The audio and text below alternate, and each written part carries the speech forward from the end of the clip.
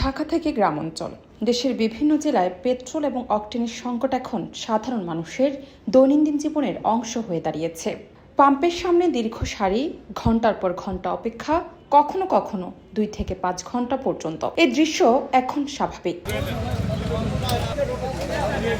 কিন্তু আশ্চর্যজনক বিষয় হলো দেশের নিজস্ব উৎপাদন ক্ষমতা থাকা সত্ত্বেও মানুষ কেন এই পরিস্থিতির মুখোমুখি হচ্ছে।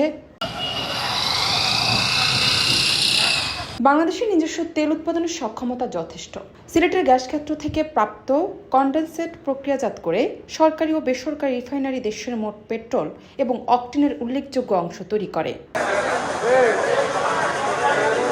সরকারি হিসাব অনুযায়ী কন্ডেনসেট থেকে প্রাপ্ত পেট্রোল দেশের মোট চাহিদার প্রায় 40 থেকে 45% পূরণ করে। অকটেনের চাহিদারও বড় অংশ দেশে উৎপাদিত হয়। এর মানে বাস্তব ঘাটতি নেই। তবু শহর ও গ্রামে তেলের সংকট দেখা দিচ্ছে। বিশেষজ্ঞদের মতে সমস্যা বাস্তব ঘাটতি নয়, বরং চাহিদার হঠাৎ বৃদ্ধি। আন্তর্জাতিক বাজারে তেলের মূল্য বৃদ্ধি, মধ্যপ্রাচ্যের রাজনৈতিক অস্থিরতা এবং আতঙ্কিত ক্রেতাদের অতিরিক্ত কেনাকাটার ফলে স্থানীয় পাম্পগুলোতে কৃত্রিম চাপ তৈরি হয়েছে।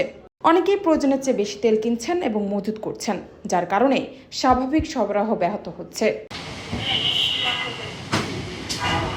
সরকার এই পরিস্থিতি নিয়ন্ত্রণে আনতে বেশ কিছু পদক্ষেপ গ্রহণ করেছে।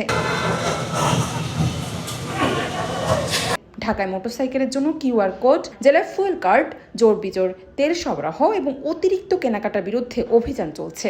এছাড়াও পাম্পে ট্যাগ অফিসার নিয়োগ করা হয়েছে, যারা সরবরাহ ও মজুদ তদারকি করছেন। পাম্প মালিক সমিতি এবং সংশ্লিষ্ট কর্তৃপক্ষ সাধারণ জনগণকে সতর্ক করছে, অতিরিক্ত তেল কেনা থেকে বিরত থাকুন, কারণ মজুদ যথেষ্ট আছে। মার্চে মধ্যপ্রাচ্যে যুদ্ধের কারণে হরমুজ প্রণালী পার হয়ে দেশের জন্য নির্ধারিত জাহাজগুলোর বেশিরভাগ সময় মতো পৌঁছায়নি। বিবিসির তথ্য অনুযায়ী মার্চ মাসে 38টি জাহাজের পণ্য দেশের উদ্দেশ্যে আসার কথা থাকলেও এর মধ্যে অনেক জাহাজ হরমুজ প্রণালীতে আটকা পড়েছে বা বাতিল হয়েছে। এর ফলে LNG, LPG, ডিজেল বা বেজ অয়েল সহ বিভিন্ন জ্বালানি পণ্যের সরবরাহ বিলম্বিত হয়েছে। সরকার বিকল্প দেশ থেকে আমদানি বাড়িয়েছে, তবে সীমিত সরবরাহ এবং বাড়তি চাহিদার কারণে পাম্পের স্বাভাবিক বিতরণে বিলম্ব দেখা দিয়েছে।